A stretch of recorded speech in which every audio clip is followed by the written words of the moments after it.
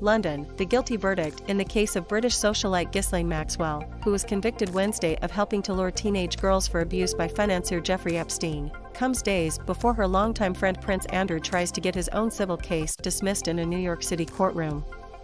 Maxwell was convicted of 5 federal sex trafficking charges after a jury concluded that she played a pivotal part in recruiting and grooming teenage girls to be sexually abused by Epstein, a convicted sex offender who died by suicide in a federal jail in August 2019.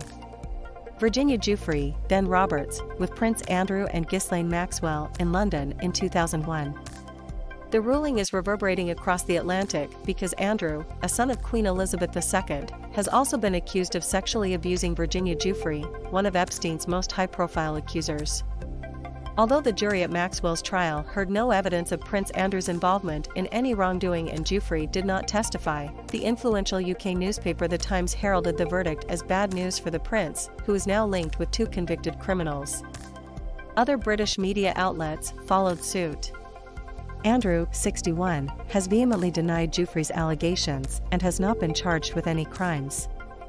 He said in a 2019 BBC interview that he had no recollection of ever having met Giuffre and absolutely no memory of an infamous photograph showing them together with Maxwell in 2001.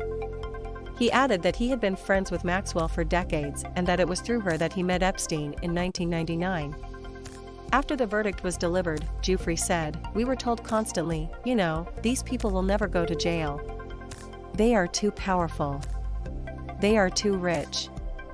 And we live in a new day. And it just goes to show that, you know, this is not the end. This is just the beginning." She wrote on Twitter, "Maxwell did not act alone. Others must be held accountable." Giuffre sued this year alleging that Maxwell trafficked her to Prince Andrew when she was 17. The prince's legal team will argue to dismiss the lawsuit at a hearing in New York early next month. Andrew Brettler, the prince's lawyer, said in a text message Thursday that he would not be issuing a statement about the Maxwell verdict on behalf of Prince Andrew. Giuffre accuses Andrew in the lawsuit of having sexually abused her on separate occasions, in London and New York and on Epstein's private island in the U.S. Virgin Islands. Download the NBC News app for breaking news and politics. The suit alleges that Epstein and Maxwell compelled her to engage in sexual acts with Andrew and that he knew she was a sex trafficking victim. 20 years ago, Prince Andrew's wealth, power, position, and connections enabled him to abuse a frightened, vulnerable child with no one there to protect her. It is long past the time for him to be held to account, says the lawsuit, which was filed August 9 in the Southern District of New York. Giuffre had previously made the allegations in TV interviews, including on Dateline NBC. The lawsuit opened a new front in her bid to hold Andrew accountable. It emerged Thursday that a settlement between Epstein and Giuffre in 2009, which could be key to a legal case involving Andrew, is set to be made public next week. Andrew's lawyers have argued that the settlement releases him from liability because it covered royalty, and Epstein insisted it that cover any and all persons whom Giuffre might sue. Giuffre's lawyer, meanwhile, said that it applies at most to people involved in underlying litigation in Florida and that therefore Andrew is excluded.